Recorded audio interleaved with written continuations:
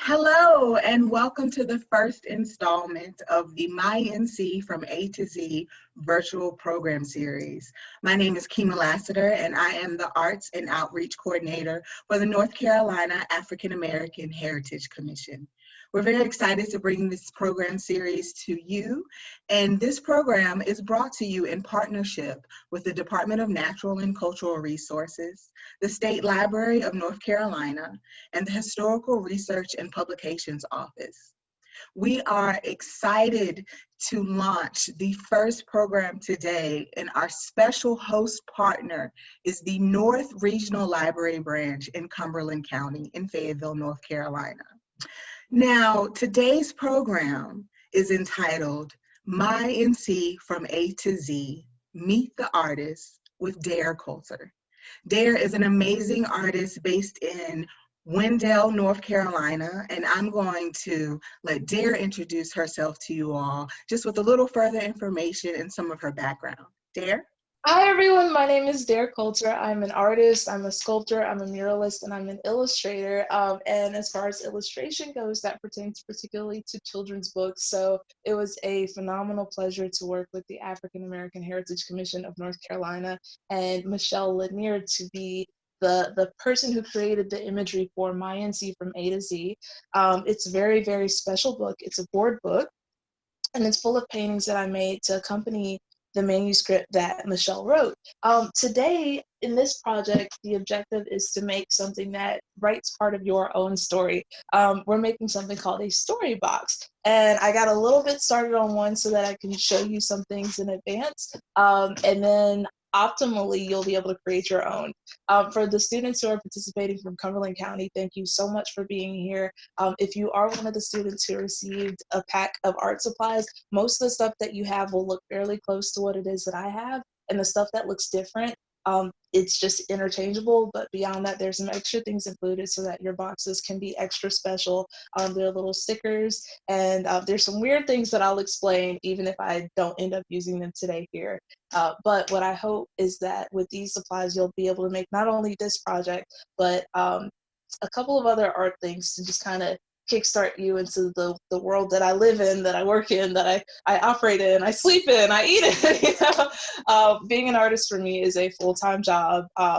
People will tell me, or when I was a kid, a lot of people said, yeah, artist is just, it's not realistic as a career. I am an adult who's actually an artist. It is a career. It is stressful at times, but it's a very, very rewarding and fulfilling career path. And look at this, I get to talk to you. So thank you so much for being here. Thank you for being a part of this, and let's get into it.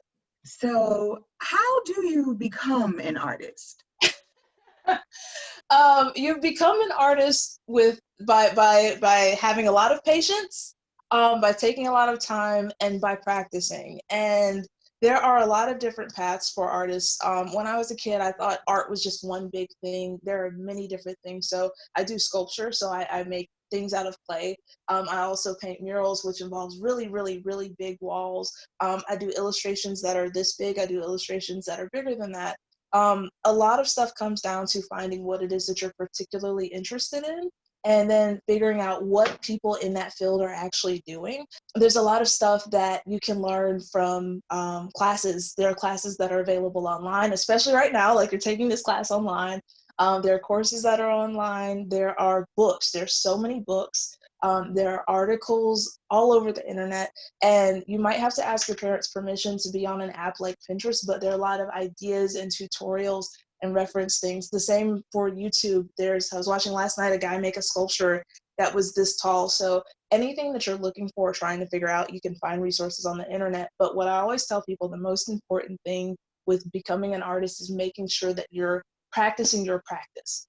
Making art is called a practice. It's your thing, but you have to make sure that you're studying what it is that people are doing. Figure out how the people who you admire, how they became artists, like what their path was. So you have a thing called a resume that tells you your jobs. Art people have a curriculum vitae, and it tells you, they entered this contest, or they were a part of this exhibition, or something like that. So the bottom line is that if you can, one, find the quickest way to get where it is that you're trying to go.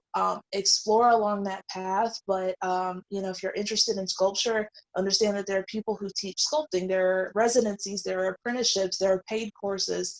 Find the people who are really good at what it is that you're trying to do and figure out what it takes to get into those courses. That's great. So tell me about some of the influences that you've had in your life to become an artist. Who influenced you to be this great artist that you are today? When I was a kid, there was a woman named Patricia Polacco, who is a fabulous illustrator, who painted a mural in the library of the elementary school that I went to. It's William Holly Elementary School. And they let me leave class and watch her paint this mural. So it's like set that little seed for murals and these big paintings. And when I was a kid, we lived outside of DC, and my mom would take us to the city all the time. But outside of DC was this giant sculpture, this huge sculpture of a man coming out of the ground. It was called The Awakening by J.C. Rick Johnson. And when I was a kid, I would play on that sculpture, and there was this arm that was very tall, and I couldn't climb it because I just didn't have upper body strength. But it's 17 feet in the air. It's very big, but like you can sit in this giant sculpture's mouth, and you could put your hand in its nose. It was really, really special to me. So later, I ended up in college, and this phenomenal woman who I love very much named Holly Fisher ended up being a teacher of mine at Meredith College, because I took cooperating Raleigh college courses. So I consider myself as much a graduate of Meredith College as I do of North Carolina State University, because I met Holly via Meredith College. So she's a fantastic sculptor, and the way that I felt making sculpture made me understand that I had to sculpt for the rest of my life. Like it was something that I needed to do. That's great. So you mentioned illustrations and working on children's books. So how were you introduced to this project with My NC from A to Z? So it was really quite special. So Michelle Lanier, and I call her my sister, I love her. She ended up encountering me at it was an event at Shaw University. She comes up to me, she said, "There, we have to talk." I said, "Okay, let's talk. She's like, "You have to illustrate this book." It happened where I kept coming up, or my art kept coming up, and we kept crossing paths, and she said, "Okay, we've got to make this happen." And so she was just very, very persistent, and she made it happen. So explain your creative process. As an artist, my job was to do the best that I could to make sure that I was representing things accurately and correctly. So there was a lot of research involved, and there were calls with Michelle, and we would talk about stuff, and she has so much love for this book, for these stories. And so she just hearing her talk, she's just like this wellspring of information. And some pieces are actually multiple pieces, but they're stitched together digitally. Or some of them are modified digitally, so like they're painted digitally or they've been added to digitally, and that process allows me the most freedom, so I can change stuff and I can move stuff the way I need it to. But it was the process of, okay, you research, find the background information, have conversation with Michelle, and do fact checking, and then comes the creation, and then there are revisions. So if this doesn't work, we find out what does work, and then we move in the direction and create that new piece. And then you represent, and at some point it's finally, okay, this works. And then the book exists. Okay, so let's get into the book. Let's go through some images and talk about them. You have the book right in front of you, which is great. I love the cover is bright, and let's talk about what your favorite images are within the book. The beauty of working in my studio space is that a lot of these things are on hand and they're around. I hope that this image is clear. This is the picture for F is for Freedom Hill. This one is special to me because, one, it's not only colors that I love, but it's such a phenomenal story. This one was the first image that I began painting. I is for ice cream. This image anchored the idea that we were focusing on the joy and the resilience and the celebration in these moments, the things that were accomplished and the things that did happen. The last one I'm talking about is Z is for Zooming to the Future. This piece is important because it talks about the idea of people helping you get to where you need to be, right? My mom, when I was painting this picture, I showed it to her, I was like, "Look, this is it." It didn't look like this though. "Look, this is it." And she said, "Where's the color?" And I'm like, there isn't any. This is it. This is the painting. And she's like, "But George Clinton was about color. He was bright. Where's the color?" Part of the process is understanding that sometimes I don't have all the answers, that sometimes I'm not the only one who's correct. So if someone is saying from a point of love, "Hey, you got to work on this, or you got to change this, or you got to fix this. Consider whether or not, it's something that's valid, and then figure out how to incorporate it if it does work. Before we get into the demonstration that you'll be giving us today, I would love to do a reading of the book with you. A is for Anna Julia Cooper and Abraham Galloway. B is for Black Wall Street. C is for Charlotte Hawkins Brown. D is for Dismal Swamp. E is for Ella Baker. F is for Freedom Hill. G is for George Henry White. H is for historically Black colleges and universities. I is for ice cream. J is for Michael Jordan and Harriet Jacobs and John Chavis. K is for Sarah Keyes. L is for Longleaf Pine. M is for medicine. N is for Nina Simone. O is for Outer Banks. P is for Polly Murray. Q is for quiet and quilts and questions. R is for Rosenwald Schools. S is for songs. T is for Thomas Day. U is for United States Colored Troops. V is for visionary artists. W is for writers.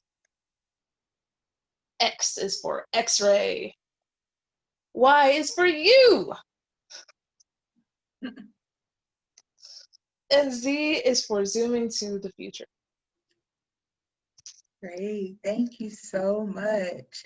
I'm excited to see what's coming next with these Matchbox artworks. Talk to me before we get into it about how this is connected to MyNC, or how our viewers and those who are doing the tutorial today can tie their own MyNC to these Matchboxes. So the Matchboxes are tied to MyNC from A to Z, and the viewers and me and all of us, because each of us has our very own story. So the concept of the story boxes is to either basically record or celebrate something important, whether it's like something about you, whether it's just a general overview of who it is that you are, to document a place and a time and something special, or to be a reminder of stuff that you care for or you're excited about, or any of those things. So with MyNC from A to Z, it's a collection of other people's stories. It's the collection of stories of Black North Carolinians. This story box is a collection for you. You might not be a North Carolinian, you might not be Black, you might not feel like you're amazing, but guess what? There's something that is. And if nothing else, this can be a reminder of that. So getting into it, this is a partway venture into what it may look like in parts, but we're gonna make one together here. So you ready? I'm ready. For your story boxes, you're going to need a large matchbox, a mix of paper. This can be construction paper, tissue paper, any type of paper, but construction paper is good for backgrounds. You're going to need white cardstock. You're going to need crayons, brads or mini brads, but mini brads for smaller things, a glue stick, some scissors, a ruler, a pen or a pencil. It's optional to have these next things, but they could be helpful. A nail to poke holes, pieces of cardboard, empty cereal boxes, school glue, acrylic or watercolor paint, Sharpie markers, newspaper or scans of book pages, or decorative objects or small things that are important to you or your identity or your history to be included in your box. So we're gonna take our piece of paper, not piece of paper, we're gonna take our matchbox, then go ahead and open it. I'm just using an X-Acto blade because it's a little bit faster. Dump out all the matches and make sure there's nothing left inside. So what we're gonna do is on the side of the box, we're gonna go halfway up one edge, and that's gonna start our wrap. And we're kind of starting in the middle of the paper. It could be there, it's fine. You just wanna make sure that it's not at an angle so that you can get all the way to the end or the bottom of the thing. But you wanna make sure that you're actually creasing the paper. So you see, if I take this out, there's a ridge in the paper. So that ridge is important because it'll help your paper wrap a little bit better. You're gonna take your glue stick, take the paper, stick it there.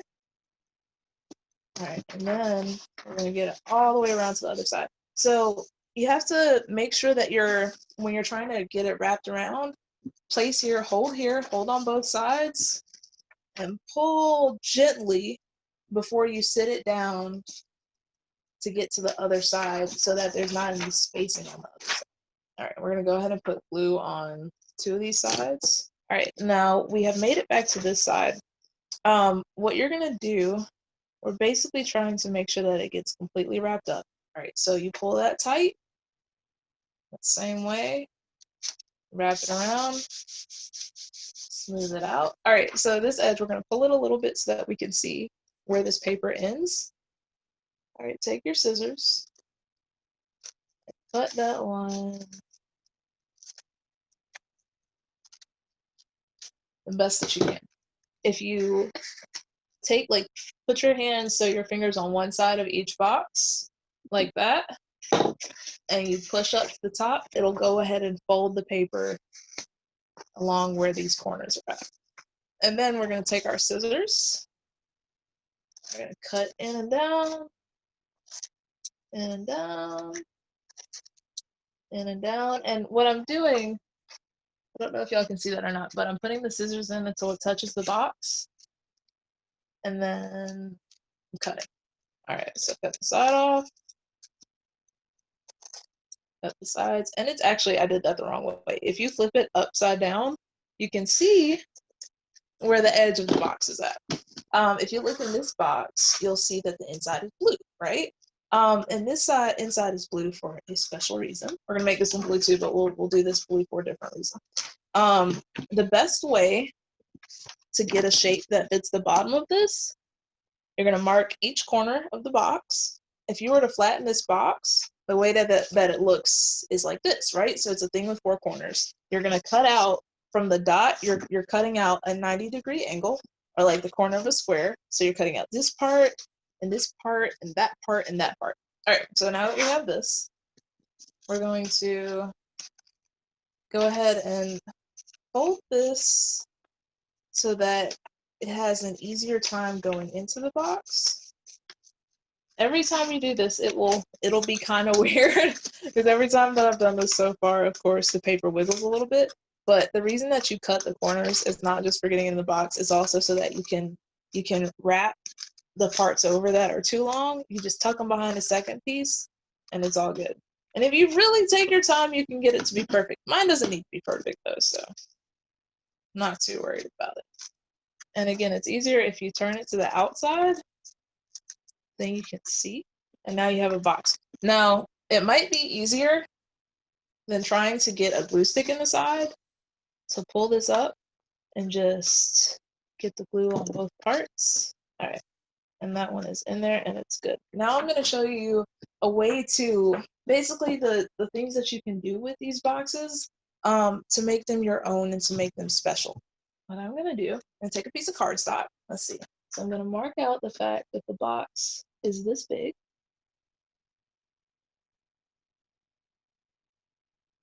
All right, so I wrote Gore and I outlined it. Now I'm gonna take that.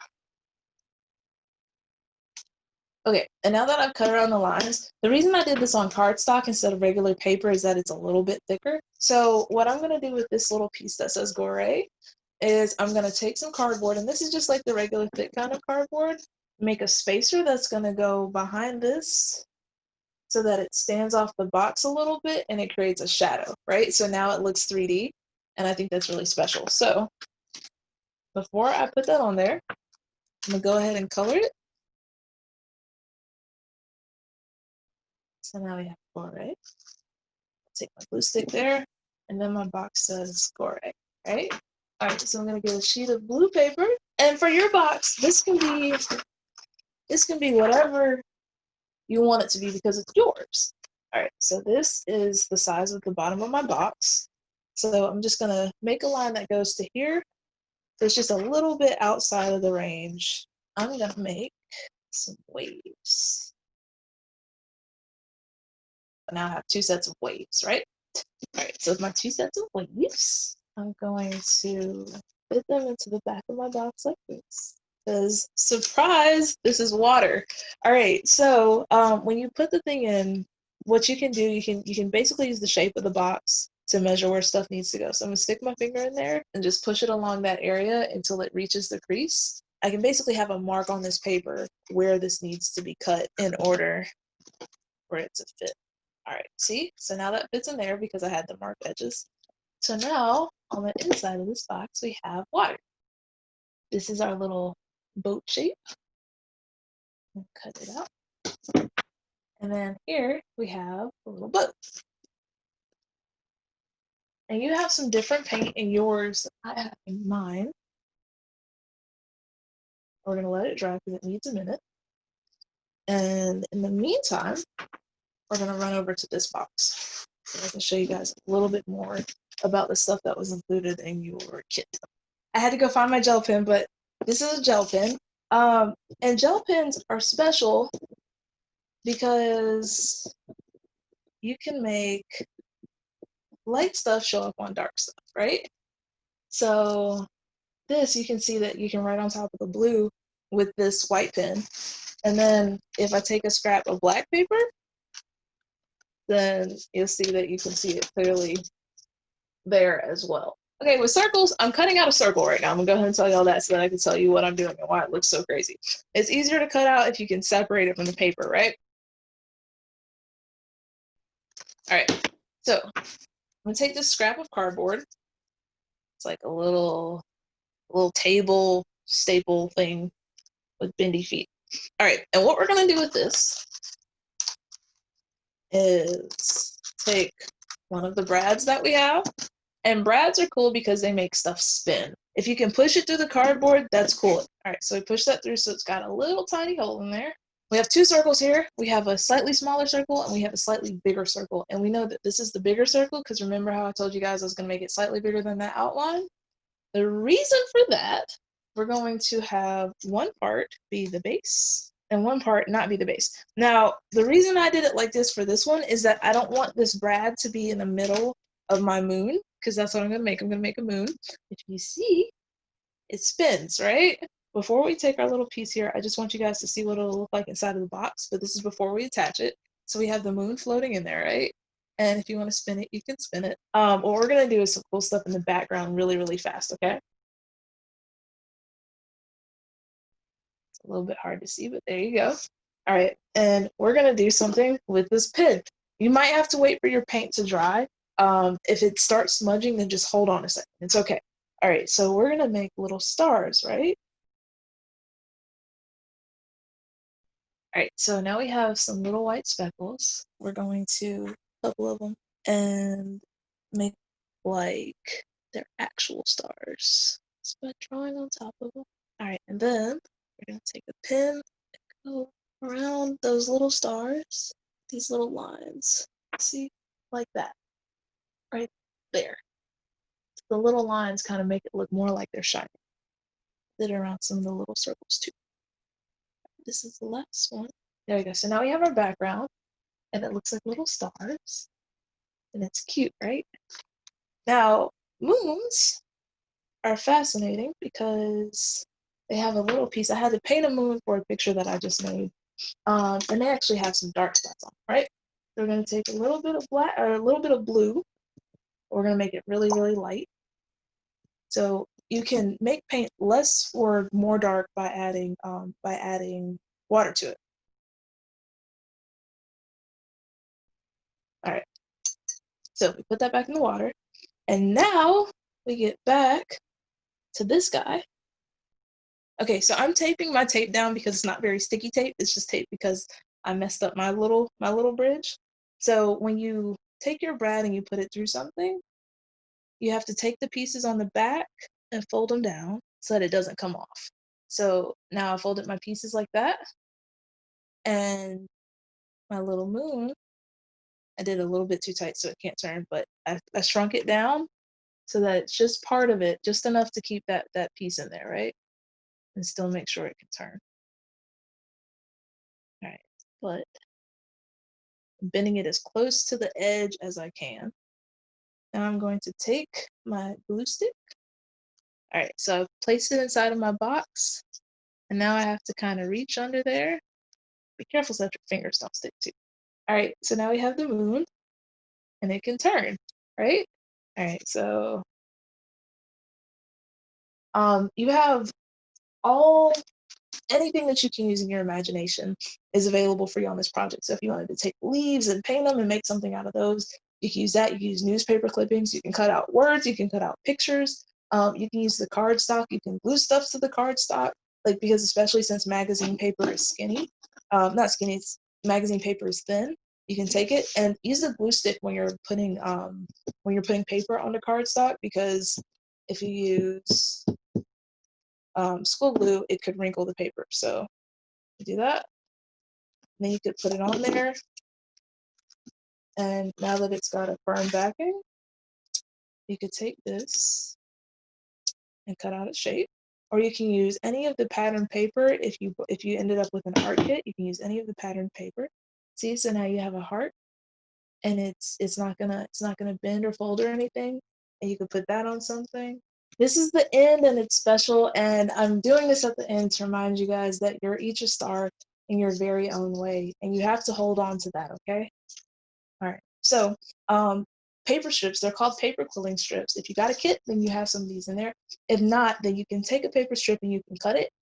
Just be very careful if you're using scissors to get it as straight as possible. All right, so you take your piece of paper and you make a loop, and it looks like a ribbon, right? So you take one tail, you stick it through that loop, and you keep pulling the parts down until they get really, really close together. And then it kind of looks like a pentagon, right? So when it gets as close as it can be, so the edge here is touching the edge here, the same over here, you go ahead and take those pieces and you flatten them down. Now you cut this tail off, be careful with it. Just make sure you don't cut any of the extra corners of the other pieces of paper. And now you have this little piece that looks like a pentagon, right? So then you take your paper, you go around the back, they fold that around, and when you fold it around, it'll go to the other side. So you fold this around here, and it goes to this side, and then you fold it again, and it comes back around there. One more time, and it goes there. All right. So now you take your paper, you go around from one side to the other, and you puff it up. It's a very crunchy sounding star. Lo and behold, you get a paper star. See? All right, so we're gonna put this star. I made some other stars too. And you have to be careful when you cut the edges, make sure that you don't actually cut the paper, because if you do, you'll get an exploded star and it'll look kind of like that. But we're gonna take this star with these other pieces of paper, and I think this is a good spot for here. So we're gonna take this heart that we cut off from the magazine paper, stick it on this spot. All right, we're gonna open the moon box where we have our little moon, and we're gonna put some stars inside. There we go. And the moon goes, and now it's had some time to settle, so it can spin a little bit. You can make these boxes be absolutely anything that you want them to be. Again, they can be about you, they can be about an event, they can be about something else. You can take all the good things that you are, all your favorite things you've ever done. You can take all that, you can write it on pieces of paper, you can fill this box up, you can, write these papers to someone, tell them the ways that they've supported you or made you felt special or heard or loved, and put them in pieces of paper and decorate the outside, and you can make something really, really special with these boxes. But the important thing is that each of us has a story. We told stories in My NC from A to Z, and this is an opportunity for you to tell your own story, no matter what it looks like. Thank you so, so much for being here and joining me and being a part of this, and best of luck in all of your future endeavors, especially those that are artistic. Dare, we want to thank you so much for letting us come into your studio today. I know I learned a lot. I learned about cardboard and how it can be propped up. So I'm excited to make my own matchbox for my own story for My NC, for Kima. Tell us really quick, how can our viewers get in contact with you, find more about you online and the great work that you're doing? Our viewers can find me online. I am at darecoulter.com. That's my website. I'm also, with your parents' permission, you can find me on Instagram and Facebook. Just search for Dare Coulter. My Instagram tag is at Dare Coulter. And my Facebook page is, if you go to facebook.com/dareart. you can find me there. And there hopefully will be many more things that come virtually. Great. Thank you again. I'm looking forward to seeing everything too. And I'll hashtag mine and I'll send it to you so you can see it. Thank you, Kima, so much. I appreciate you. You're welcome. All right, everyone, that is all that we have today. Again, we thank you for joining us for the MyNC from A to Z virtual meet and greet with meeting the artist Dare Coulter. For more information on MyNC from A to Z, please visit our website at www.aahc.nc.gov. And stay tuned for the second installment coming this December. Thanks so much, guys. Take care.